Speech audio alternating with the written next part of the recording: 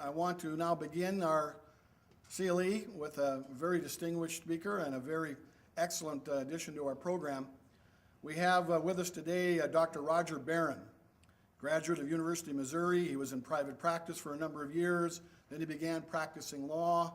He's practiced law in a couple of states, and he's been practicing now for a great deal of time at the University of South Dakota, where he teaches in the area of civil procedure, insurance, and family law.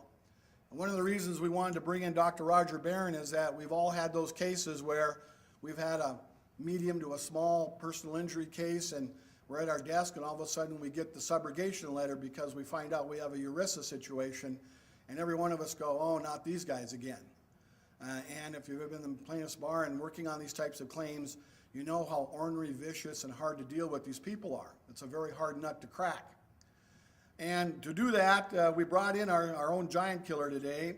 Dr. Barron has written a number of different law journal articles in the area of subrogation, and particularly he understands the insides and outsides of Erisa claims, and he's going to come and talk to us today about defeating Erisa reimbursement claims, which we feel is of going to be great importance to us because they're not going to go away. And with that, I'd like to give him our usual standing ovation, trial lawyers welcome for Dr. Roger Barron.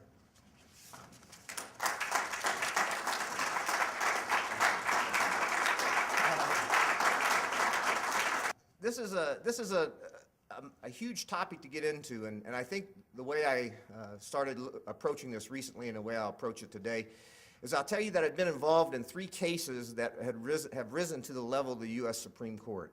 And I'll talk a little bit about each one of those cases, but I'll give you a brief overview right now. On page 6, there's a letter. I got a phone call from this attorney in Los Angeles. I'd never heard of him. The phone call came in November of 2000, and he had a case with the Ninth Circuit and the Sixth Circuit had been continuously denying subrogation to or reimbursement, that's the same concept, denying subrogation or reimbursement to Erisa plans. And he had a case where he had litigated that in the trial level in the Court of Appeals, and subrogation was denied, but the U.S. Supreme Court had granted cert.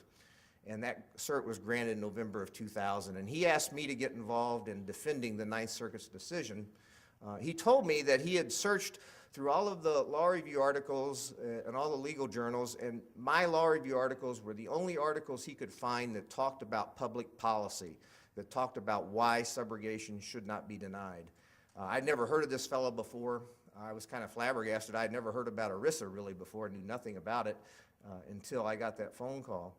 But I agreed to help him, and shortly after he had contacted me, well, a month or so, actually it was a couple months later, but the case never really went anywhere because even though the Supreme Court granted cert, and it does that in less than 1% of the cases where a petition for writ of cert is granted or filed, even though the Supreme Court granted cert, the Erisa plan changed its mind and dismissed its petition. And so the case was accepted by the Supreme Court, but it then was fallen away. So we didn't pursue that. Or I didn't have to do that, but that was my first contact, and that's when I first got involved in looking at subrogation in the Erisa setting. The next time, and there was a major Supreme Court decision in 2002, Great West Life and Annuity versus Knutson. I was not involved in that case. It was a good decision, and I'll talk about that. I didn't even know it was there until the decision got handed down. I was involved in the Mid-Atlantic Medical Services versus Sereboff case, and that was decided in 2006. That was a case that also arose out of the Fourth Circuit, but the tort occurred in California, and the plaintiff's lawyer was in San Jose, California. And in that case, I helped brief the briefs in the U.S. Supreme Court, helped with the briefing. I helped prepare for the oral argument. I met with the lead attorney in Washington the day before, and I was present in the courtroom during the oral argument of the Sereboff case, and that was decided in May or June, early June, actually it was in May 15th, I think was the decision of 2006.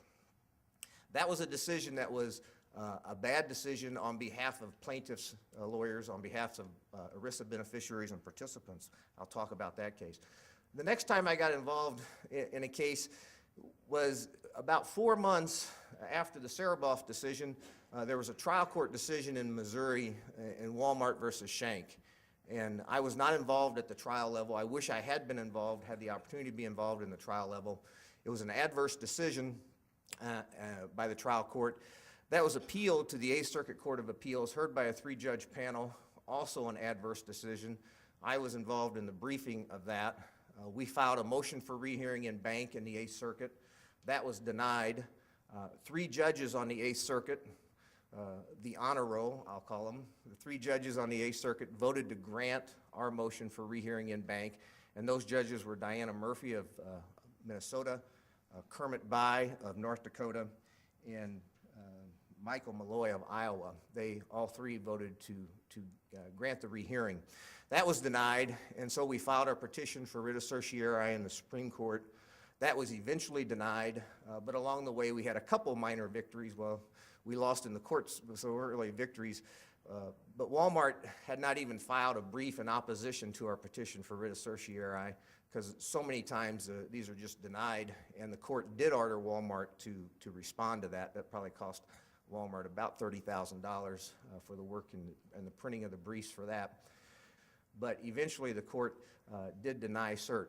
The day the court denied cert, I'm going to show you a couple video clips. The first video clip comes from CNN. It tells the story of Walmart versus Schenck. This story aired the day the court denied cert. As you see in the story, it acts like the court still has to make the decision. So I asked Jeff to cue that up, and we'll watch that video clip, and then we're going to watch another video clip right after that. It's a Keith Overman clip, and so we'll sit back and just watch these for about 5 minutes. I was inspired by Griffith sexy.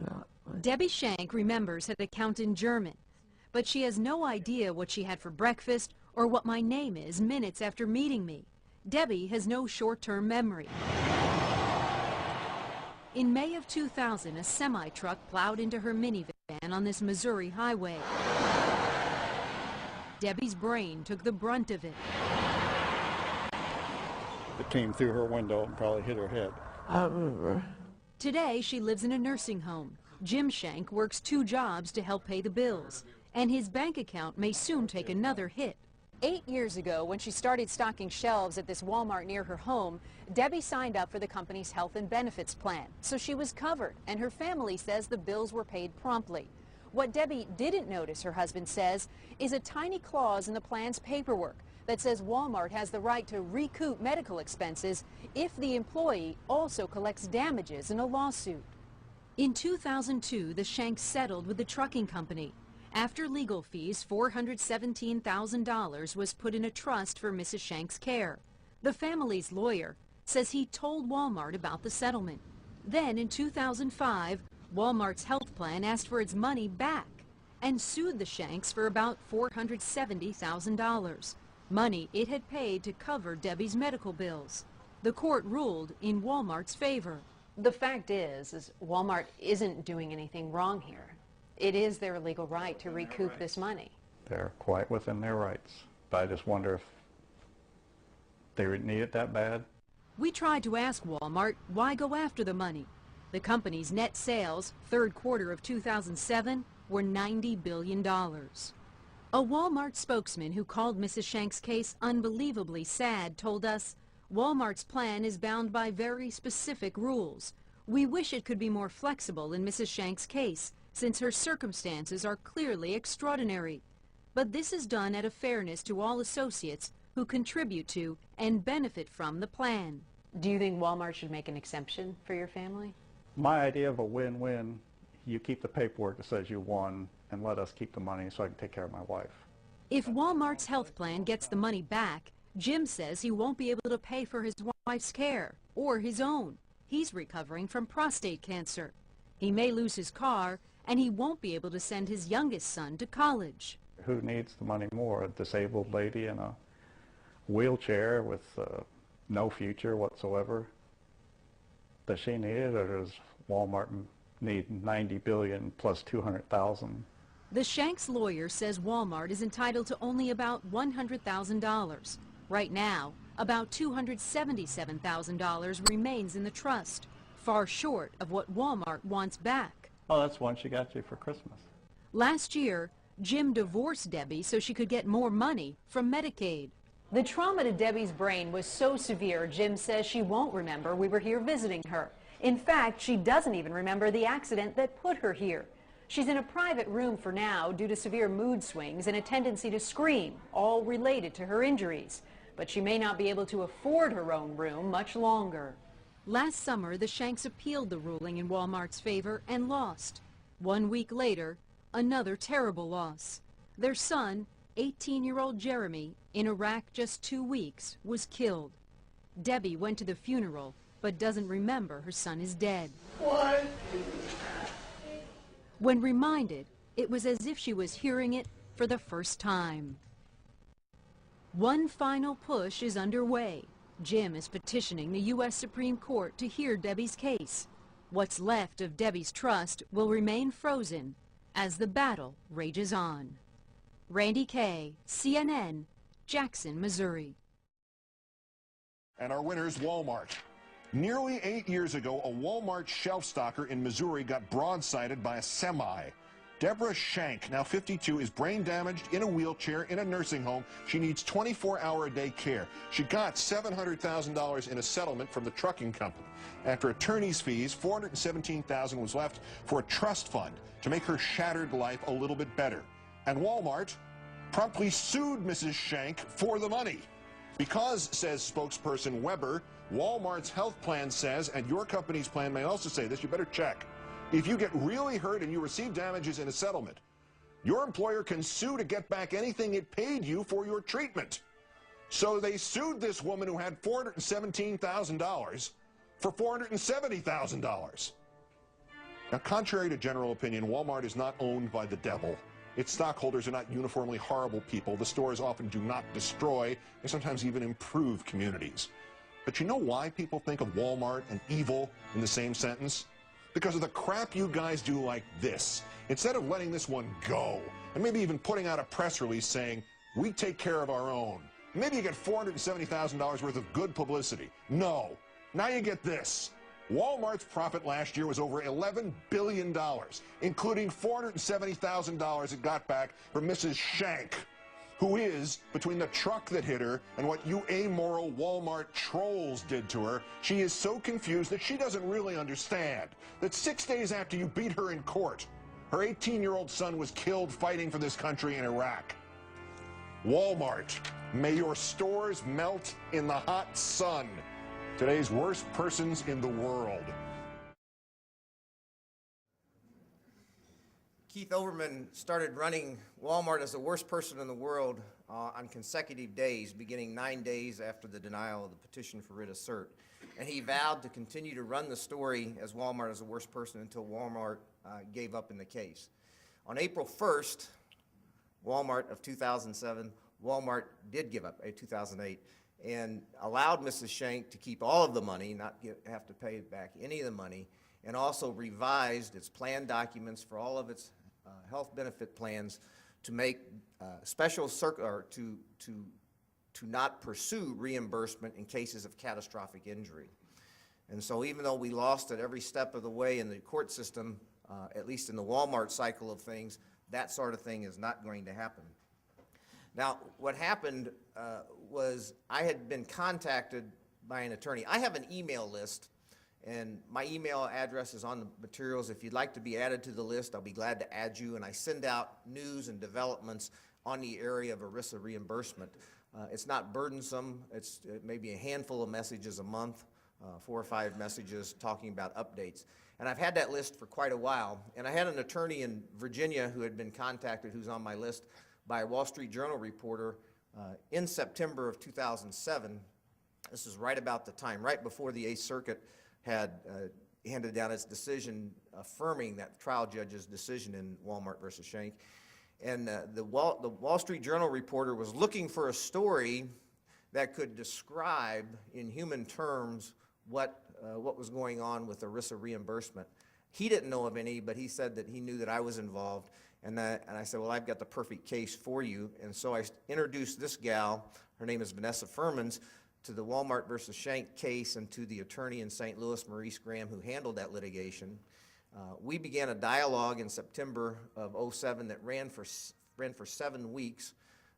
We exchanged email 21 times. We talked on the phone once or twice a week. as she learned this story. And each time she would come to me, she'd go to the other side. One of the things that you have to understand about this area of the law, you can't describe it in a 30-second soundbite. It's a little bit complicated. But eventually, what started out as some small feature on the back page of the Wall Street Journal, when her editors found out about this story, they decided to make it a front page story, and they sent her to Missouri, and she took a photograph of Mrs. Shank and did the story on the front page, and that came out in November, toward the end of November 2007. And within a week after it being on the front page of the Wall Street Journal, every major news network picked up the story on a morning program or somehow, and every major news network began following that, leading up to the CNN. I was interviewed in the CNN story about 2 months before they actually ran the story, and they didn't run the story until we lost in the Supreme Court. I thought that was kind of coincidental, but it did get the publicity, and that's what happened there. I felt as though the background of this should be memorialized, and so Ryan's got an article I'm going to ask him to pass out. I had a student last summer who actually works with me. She's got 20 years experience in HR, human resources, and she's been involved in ERISA plans for a great deal of time, and she knows the documents and the technology, not the technology, the terminology and the documents and the forms that you deal with and you involve in these plans, and so she's kind of helped me and become part of my team when I get involved in cases. And last summer, she wrote this article, which is a detailed accounting of that Walmart versus Shank litigation, the involvement of the press and the media, which was completely, we didn't ask for that to happen, but we were glad that it happened, and it details. I just felt that this article he's passing out has been published in the state trial lawyer magazines in 6 different states, and this was the first one to put it in print. This was from the Kentucky Journal. And so that, if you want to know more about Walmart versus Shank, you can have that there. All right, let's talk about what happens in an ERISA setting. Here's the deal. Your client's rights are set forth in a plan document. That plan document, in most cases, is called the Summary Plan Description. The acronym is SPD, and that's mandated by the ERISA statute. Now, this SPD, the Summary Plan Description, is not usually summary. Many times they're over 100 pages long, but that's the document that contains the client's rights. That document is written by the plan administrators and the insurance companies that they work for, that work for the plan administrator. This document is unilaterally drafted. Now, what happens whenever you're involved in a situation and you see an unfair or harsh result, your tendency is to look for some kind of protective laws that protect the consumer on the transaction, protect the insured. And you will find, as I will discuss here shortly, you will find that almost all of your protective laws are a matter of state law. State law has provided intense regulation of the insurance industry, and state law provides the protections. When you talk about ERISA, you talk about federal preemption. And that federal preemption takes these state laws and throws them out the window. And so they're not available for you. We're going to talk about the mechanics of how that works. Now, one thing about federal preemption, one might think, well, federal preemption means that Congress has taken a detailed look at this area and has devised protective measures for consumers, and we're just going to substitute one set of protective measures for another set of protective measures.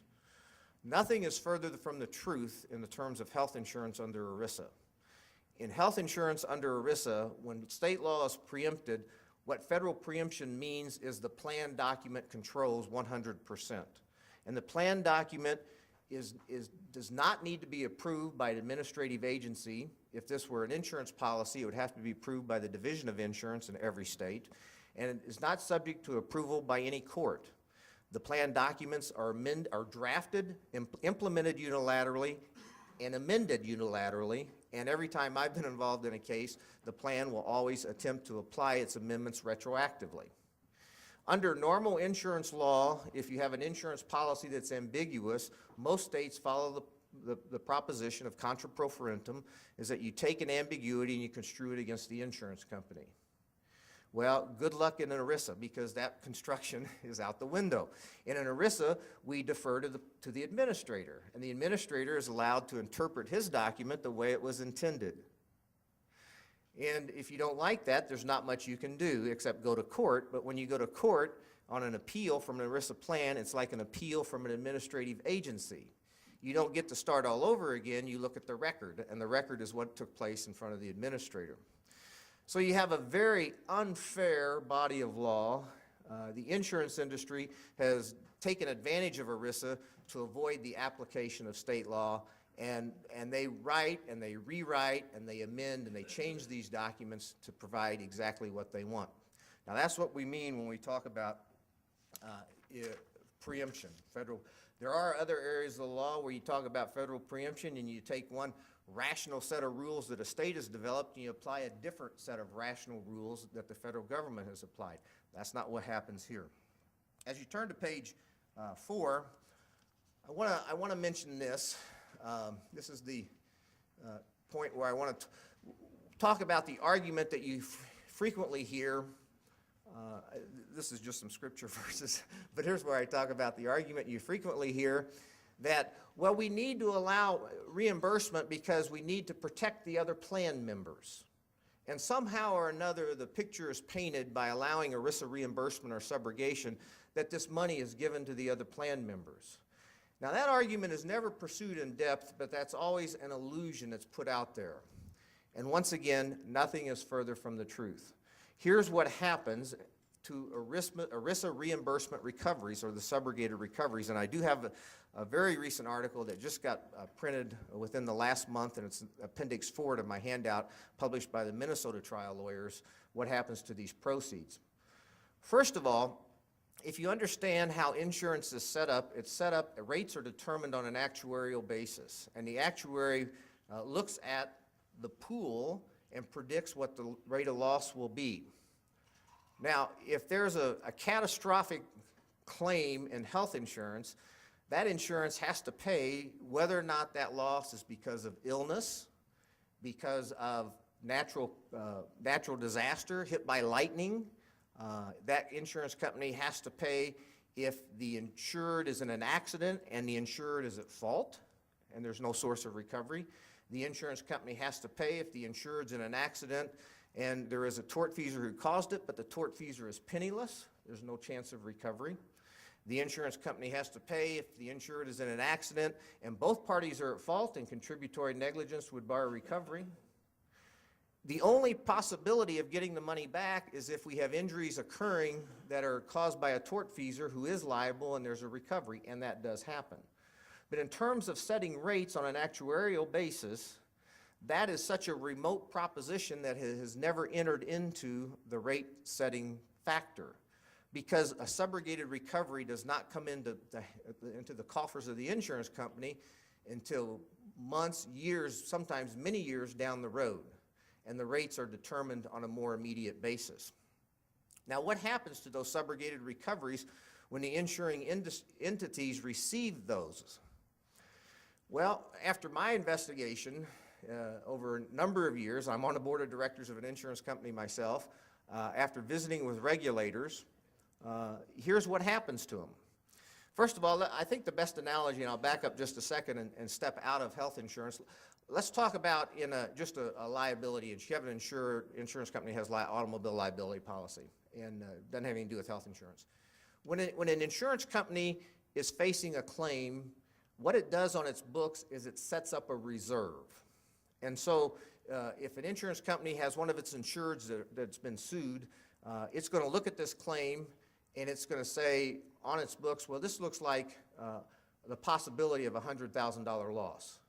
And so written on the accounting entries of the books of the company is a reserve, a loss for $100,000. Now that company has not written a check for $100,000. It's created a reserve in case it has to write a check for $100,000. And from that point forward, accounting-wise, that's reported as a loss. Well, the insurance company has the right to defend that claim, and it may win in the defense of that claim. The statute of limitations may expire and the claim may not be filed on time. They may go to court and have a jury trial and the jury doesn't believe that the insured was at fault. Well, what happens, and that happens a lot, or the claim is settled for $20,000 instead of $100,000. What happens to that reserve?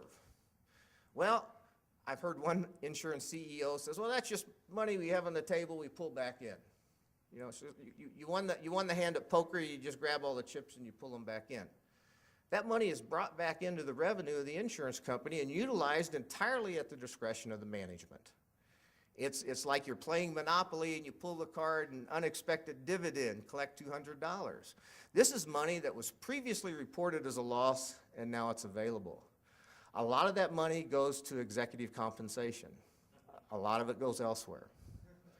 A lot of it goes to executive. Same thing with subrogated recoveries. Subrogated recoveries are claims that were predicted actuarially, that were paid out, and then 5 or 6 years down the road or 2 years down the road, they're brought back in.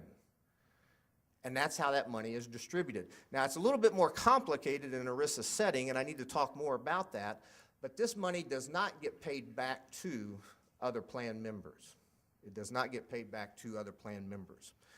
And we'll explore that. By the way, on the topic of executive compensation, in 2008, the AFLAC CEO received $75 million executive compensation. That's the commercial. These long-term disability plans are not good. Every time I've seen litigation involving a long-term disability plan, it's just a terrible risk, and I don't even think they're worth purchasing. For 2008, the Allstate CEO received $9.5 million in executive compensation. On April 15, the Minneapolis Star-Tribune reported, and I have that article with his photo, United Healthcare CEO received $102 million executive compensation for the year 2009. United Health had a good year. Page 5. Certainly, there are public policy reasons, and I'm going to spend the first half of my talk today trying to talk about public policy reasons without getting into the nitty-gritty detail of how you actually deal with these. But there's ways, from my standpoint, to defeat these arguments and these claims as a matter of public policy, and there's also ways to defeat them as a matter of technicalities. And unfortunately, because ERISA exists the way it is, we have to resort, or the clients that I help, we resort to technicalities. We resort to anything we can. I think they're fundamentally unfair and unjust, any ERISA reimbursement claim. There was a, let me tell you how I got involved in this.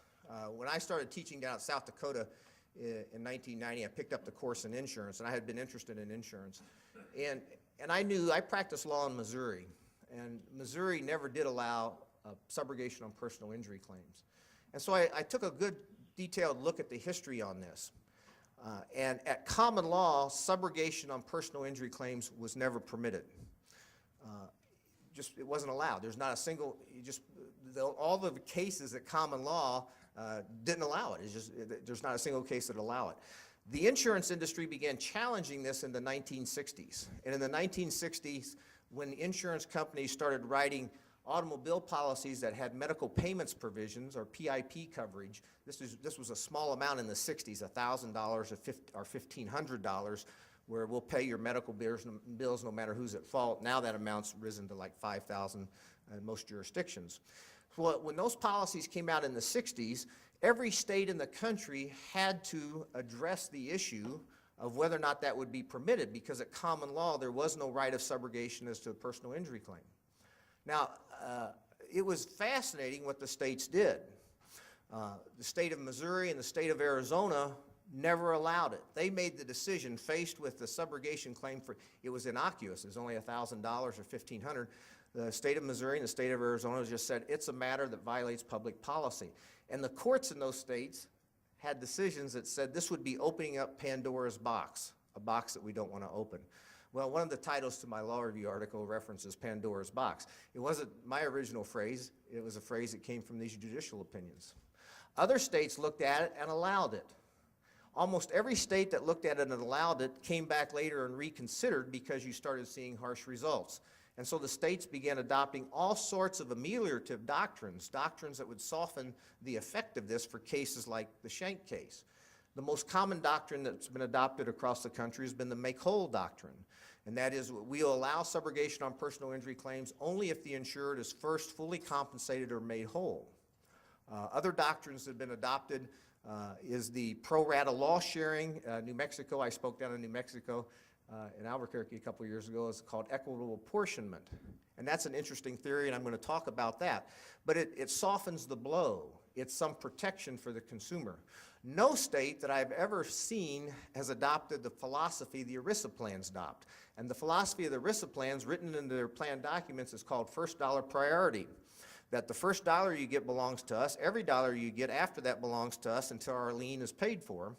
And by the way, you have to pay all the attorney's fees associated with that. We don't pay anything on the attorney's fees. That's your obligation.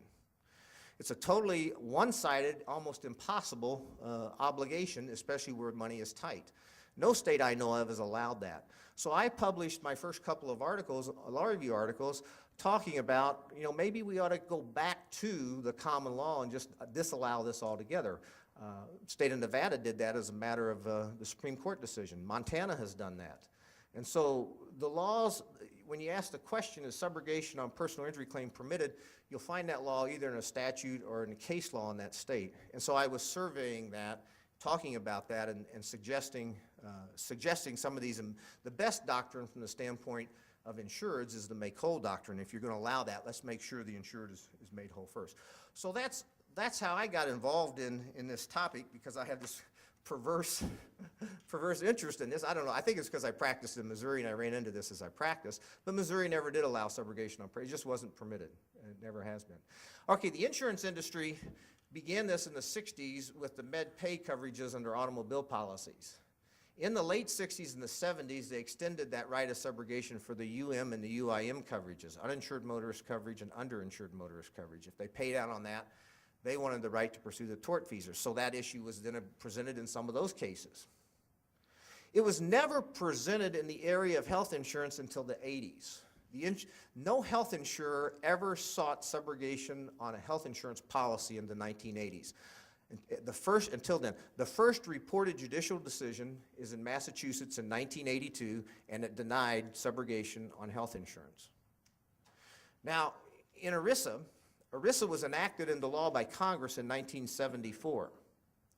At the time Erisa was enacted into law, there was no such thing as subrogation for a health insurer. Was not allowed. Never been allowed by any court.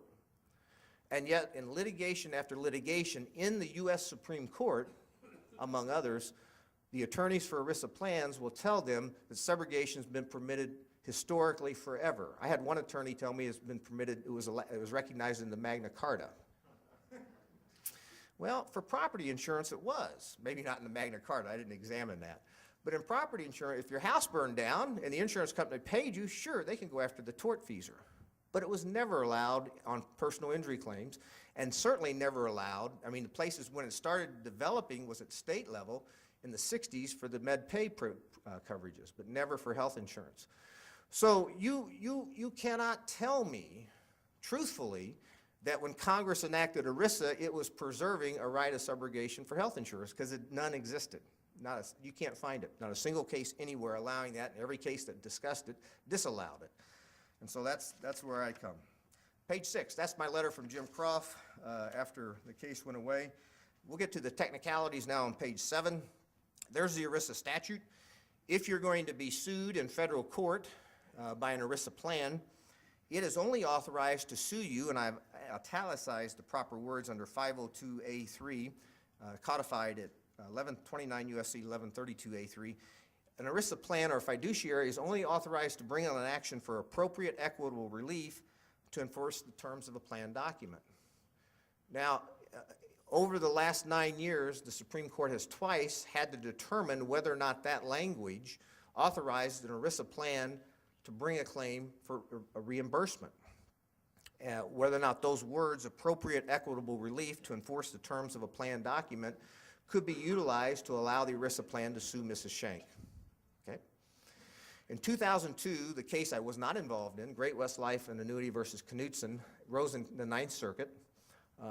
Mrs. Knutson was a normal person, catastrophic loss, rendered quadriplegic as a result of the accident, and she netted $253,000 that was put into a trust, a special needs trust. The Erisa plan sued for all of that, although 80% of this money had been paid by an insurance company, sued for all of the money she had. The payments of the medical bills were $471,000. The Ninth Circuit denied relief, trial court denied relief, Ninth Circuit denied relief, Supreme Court granted cert. Now, by the time the case got to the Supreme Court, the trustee of the trust funds was not a party, and it was only a suit against Jeanette Knutson, the quadriplegic who was severely injured in the accident. The plan said it was suing for appropriate equitable relief, and the emphasis here is equitable relief because it was suing for restitution. But what about it? Is restitution, is that a form of equity? Is that a remedy at equity, restitution? It split the Supreme Court 5-4. Justice Scalia said there's two different types of restitution. You're right. There's two different types of restitution. There's legal restitution and there's equitable restitution. In this case, according to the majority opinion, is legal restitution. What you really want is a personal judgment.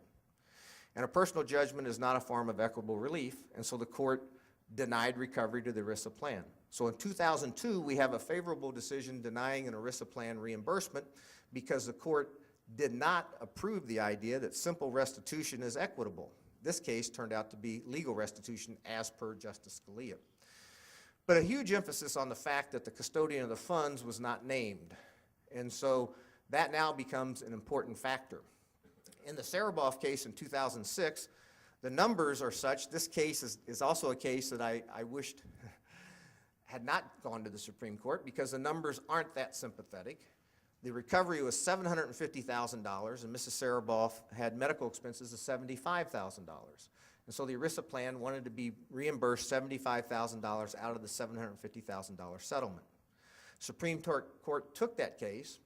In the handling of the litigation, Mrs. Sereboff and her husband were sued, and they stipulated at the trial level that the money was in a special account and they were holding the money.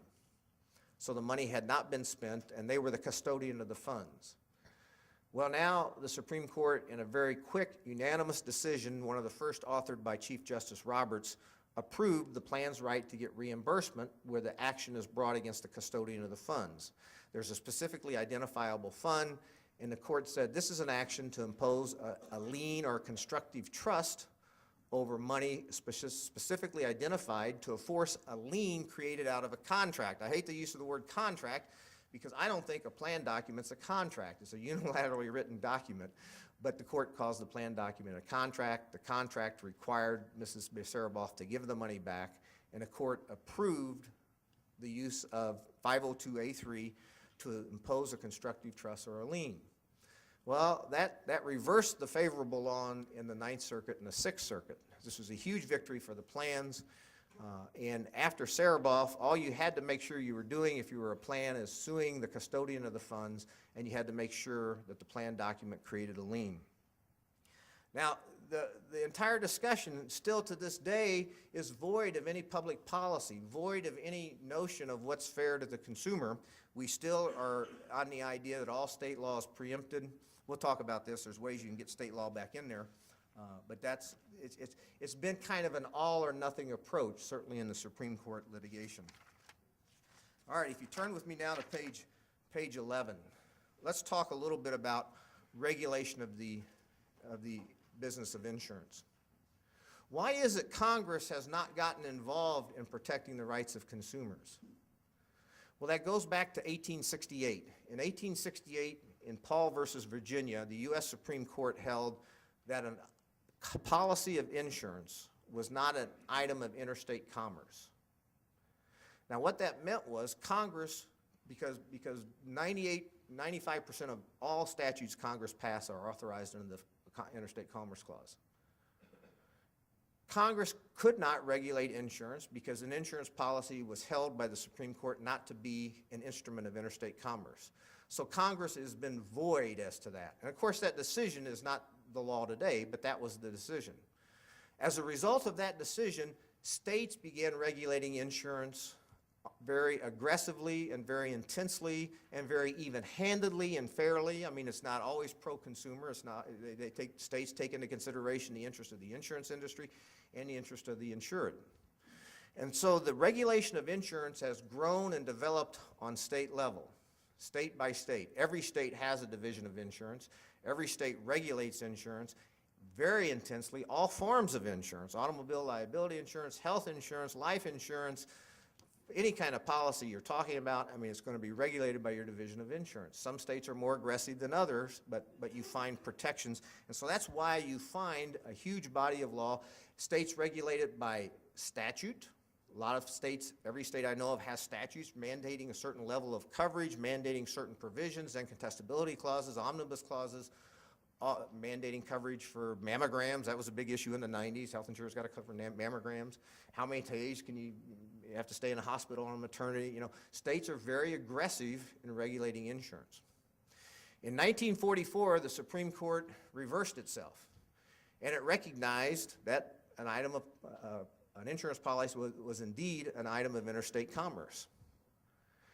Well, this decision was handed down on June 5th, 1944. That was the day before the Allied invasion of Normandy, June 6, 1984, D-Day, 1944. The United States was caught up with a huge undertaking. We already had the war developing in the Pacific.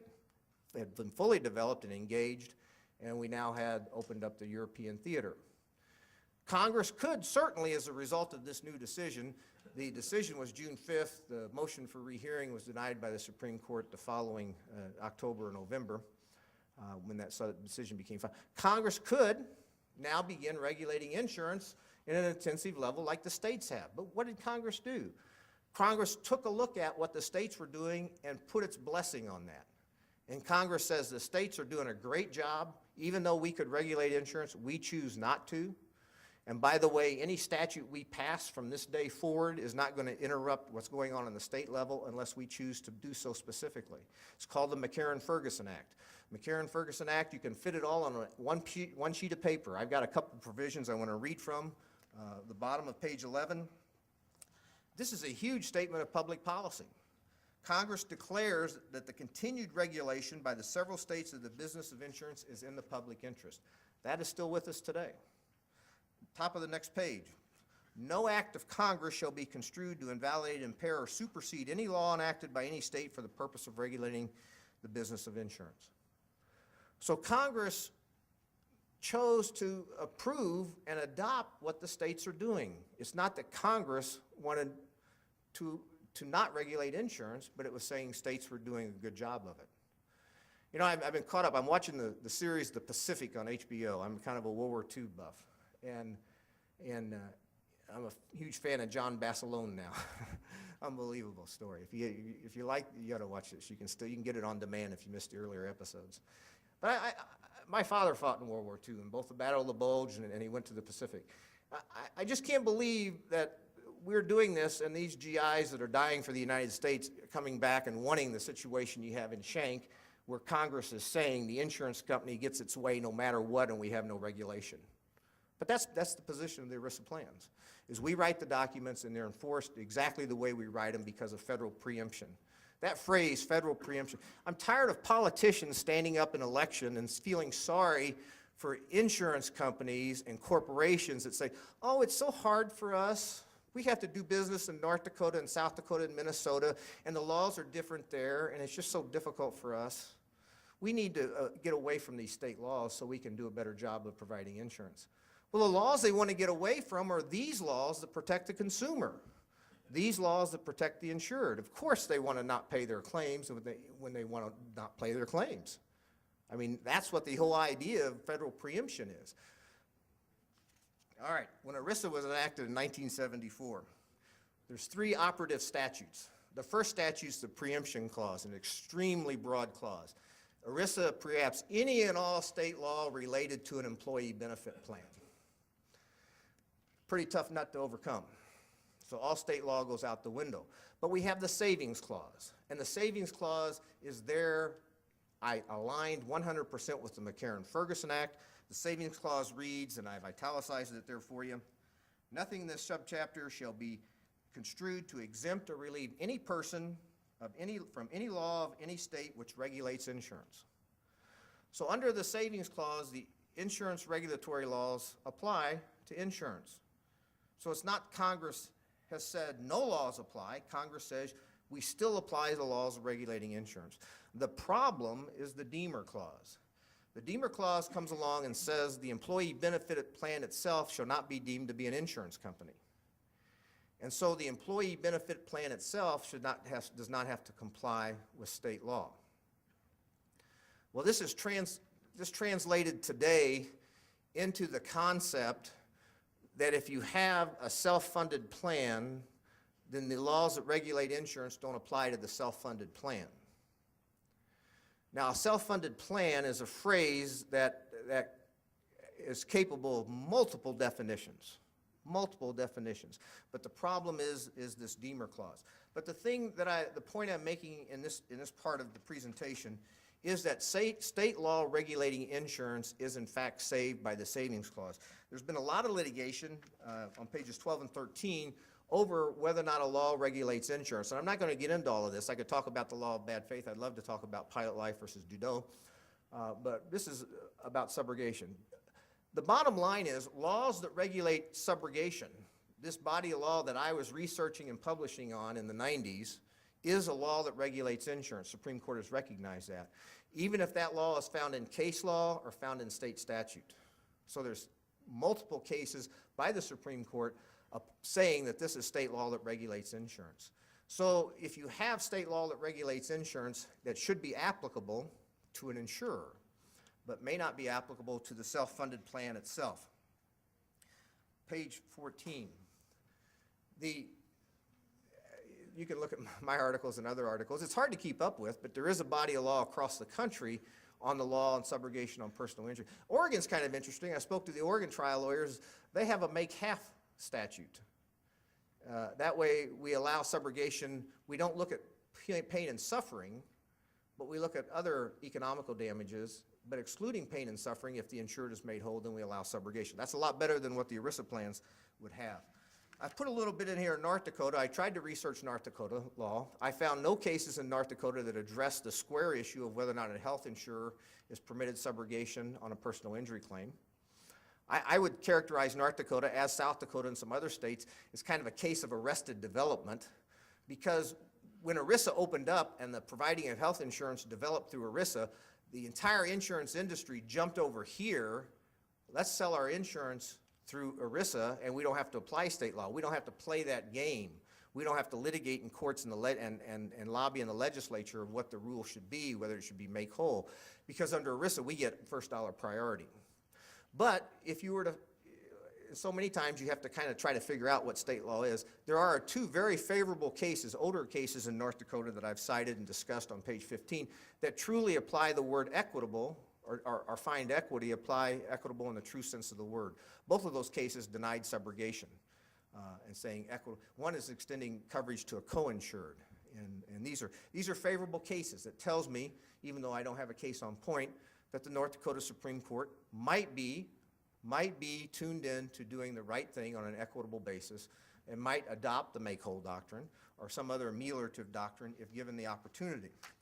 There is also a case involving Erisa, and of course the Erisa plan document prevailed as a federal court case. I've reported it there.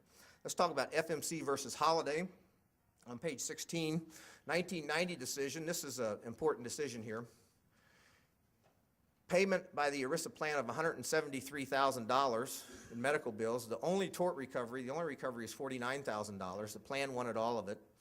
Pennsylvania has a statute disallowing subrogation. No subrogation law allowed at all by virtue of the statute. And so this case goes to the Supreme Court. Is that statute preempted? Yes. It's a law that relates to an employee benefit plan. Is it saved by the savings clause? Supreme Court says yes. This is saved. This is a law that regulates insurance. It's saved. But in this case, the Erisa plan won because it was presented as a self-funded plan, and it was not challenged. And so the Erisa plan collected all $49,000. I have my doubts that it was a self-funded plan, but that's a very difficult thing to challenge, and that's what we're going to go into. Now, what the Supreme Court said, and these are the four most important sentences you'll see on this topic. I've repeated them, reproduced them on page 16. I think it's page 16. The Supreme Court says, let's read this. Sometimes I read this twice, they're so important. On the other hand, employee benefit plans that are insured are subject to indirect state regulation. An insurance company that insures a plan remains an insurer for purposes of state laws purporting to regulate insurance after application of the Deemer Clause. The insurance company is therefore not relieved from state insurance regulation. The ERISA plan is consequently bound by state insurance regulations insofar as they apply to the plan's insurers. Now, my interpretation of the savings clause, my interpretation of FMC versus Holiday has always been that if there's insurance on the risk, state law applies. If there's insurance on the risk, state law applies. If you're a state that follows the make-whole doctrine, that would apply. If you're in Missouri, Arizona, there's no subrogation, or Kansas doesn't allow subrogation on personal injury claims by insurance regulation.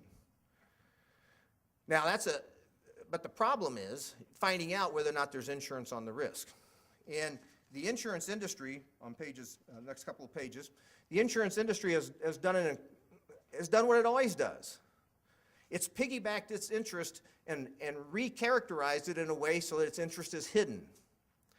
And so we have all these ERISA plans. I haven't run into a case yet, or very few cases, where there isn't the claim this is a self-funded plan. I'm involved in a federal court litigation right now involving Sprint Nextel and its ERISA plan. For the year in question, Sprint Nextel spent $534 million in premiums to insurance companies, health insurers. Yet it asserts in federal court it's a self-funded plan. In the Walmart versus Schenck litigation, not challenged at the state court level, if I would have been there, or not the state court, I mean the trial court levels in federal court, if I would have, 10 or 5? 10? Okay. If I would have been there, I would have gotten into, or tried to gotten into, the issue of how much of Mrs. Schenck's bills were paid by an insurance company. Because if all of her bills were paid by an insurance company by operation of the savings clause and by operation of the language I just read from FMC versus Holiday, there's no subrogation. Wasn't even raised as an issue. If you go to the Form 5500, which Walmart files with the Department of Labor, it has over 42 commercial insurers, and with numbers similar to the ones I reported to you about Sprint Nextel. Those are documented numbers on Schedule A's filed attached to their Form 5500, over $534 million to commercial insurers, and yet they claim it's a self-funded plan. By the way, there's also case law that says an HMO is treated as an insurance company, and you have to apply state laws. So if you have a client who's got insured under an HMO operating through an ERISA plan, state law should apply. Now, how do you find, you know, this is like, if you're familiar with, just step out of this ugly world of ERISA and go back to just automobile accidents and stuff like that. If your client has collision coverage on his car, and he has a $250 deductible, by the way, he's not going to be allowed to have that coverage without a deductible.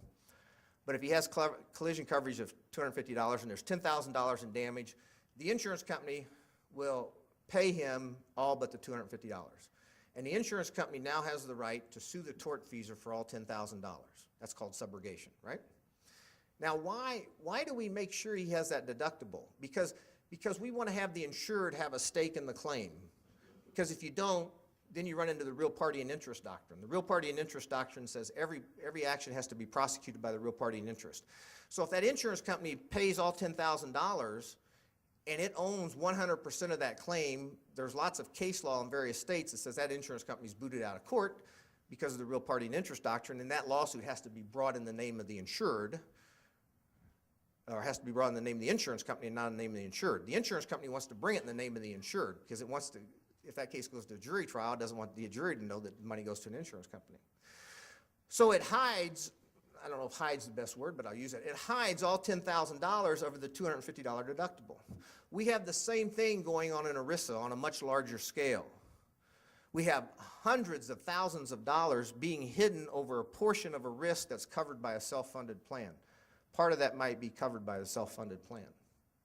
Now, how does this insurance exist? It exists as stop-loss coverage, reinsurance. We have third-party administrators. We have claims administrators. Sometimes we have claims administrators that also provide insurance policies.